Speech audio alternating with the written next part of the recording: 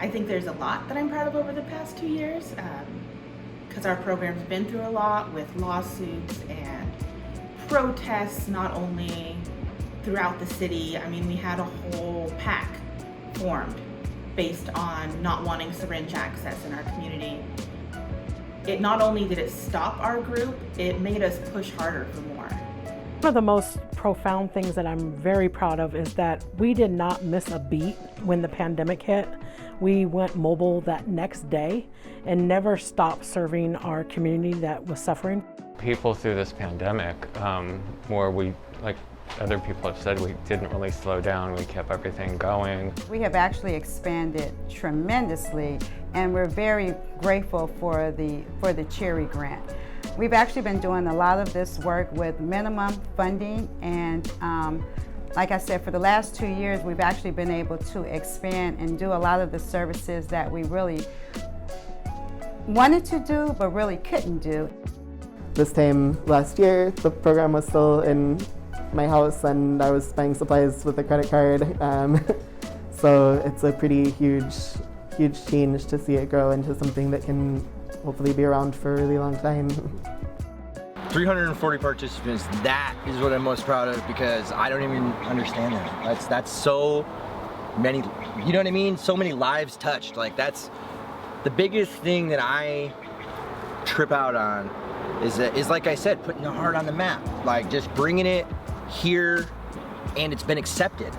Like, that's what we were worried about in the beginning, is that are people going to accept this? Are people going to let this happen? And that no matter like how big we get or how large our team becomes or what happens, we continue to love people. I started this in 1995, and I feel like it's really hard to not fight, because I've had to fight for everything. But now it's like, oh, the world is turning. I think one of the things I'm most proud of is that we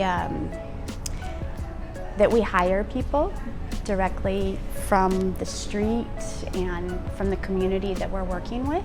And I think this is incredibly important to prioritize this.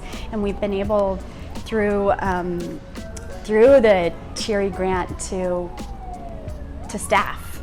Getting our community, like the drug users community, involved, and you know, we are able to kick down a little bit of cash for the work that people do here, and it changes people's lives.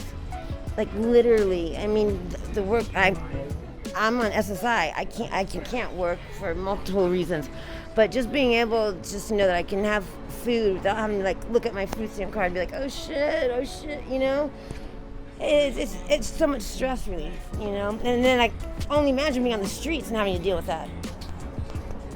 It's changed a lot of people's lives, and it's changed my life in just the way of like, now I know there is something I can do.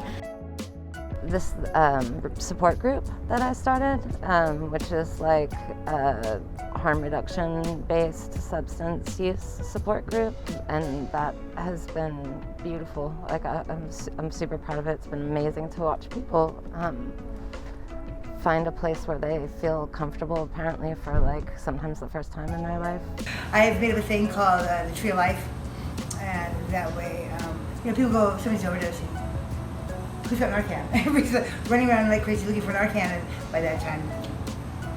So I've made it where in the middle of every block there'll be a tree or a telephone pole, and I'll mail Narcan to them. I have a Narcan bag mailed to them. So that way they go, oh yeah, the tree.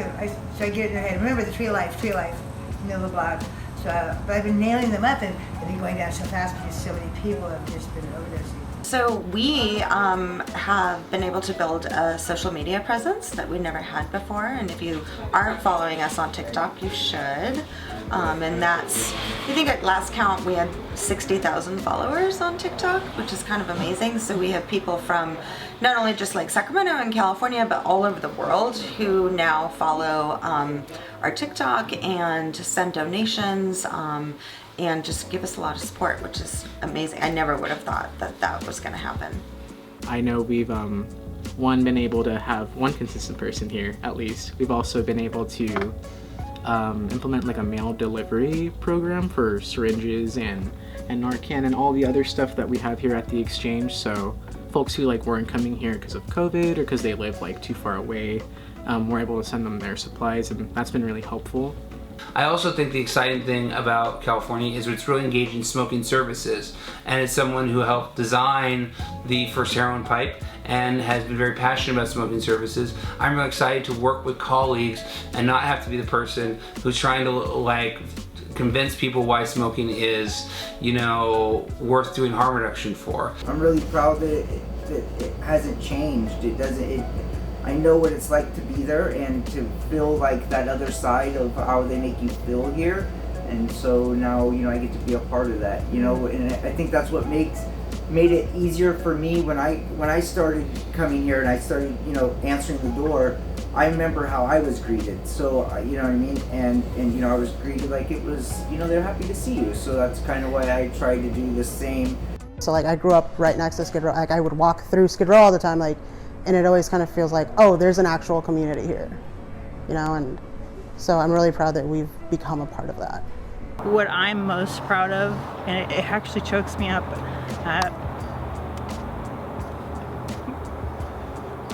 that we, you know, they're so gracious because they feel so loved by us, and I'm really proud of that. I think the most meaningful thing we can do is be consistent and be as sustainable as possible, like to be able to sustain our services. One of the first things that anyone told me when we were starting to do syringe access and when we started our site was like, you better come back, because no one ever comes back. Be consistent. You know, always show up, always be there. The most meaningful thing that I can do for participants in the next 2 years, I just continue the core services, I guess, make sure that IEHR continues to exist. We've accomplished so much and come so far just in the last 6 months. It blows my mind, the things that we've gotten, where we're at, and you know, the things we've been able to do, and I think just continue down this road with harm reduction. Is I think just really continuing to be there. You know, just continuing to adapt to whatever their needs are. We've gone through multiple fires with multiple evacuations, a pandemic, and we've been there for them as just so much more than just a syringe service provider. We've been their point person for a number of disasters, and moving forward, whatever disasters might occur, we'll be there for them too. I think for me in my position, it's just continuing to find new funding sources, bring in more money so that we're able to expand our services. To put together a housing program for LGBT youth in the Spar Center, because that's something that I needed when I was 16. As we all know, we just passed National or International Overdose Day, and that's just been a horrific situation for us all to deal with. Matt perhaps took a photo of the Tree of Remembrance we've got, but we moved offices. I had to put that up again just before the 31st. And it was hard to stick all those names back up there and rebuild that tree. Every leaf represented a life of someone that I personally knew or someone here did. And they're all preventable, so it's great that everybody's handing out Narcan, but please, never be blasé about it. If you can put it in someone's hands, put it in their hands. I think the most important thing is to listen. I want to see more like spaces for people. Like we would like to see like turn our place into like a low-key drop-in and stuff like that. Yeah, we just want to see places where people can come and kind of better themselves. Like when we ask them what they want like exercise equipment, they want books, you know what I mean? They literally like just want to better themselves, and I want to help them do that. You know, the same question we ask them every time. What can I do for you? What do you need today? Drop-in center was created because we asked our clients, what do you guys want to see in a place that's going to be for you? The most meaningful thing to someone is to know and feel that they matter, and that they're loved just the way that they are.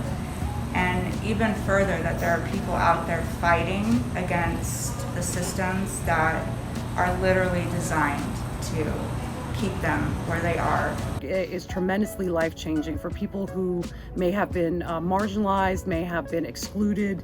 To be included and to be loved is a tremendous gift, and I'm so glad to be part of the coalition that brings that.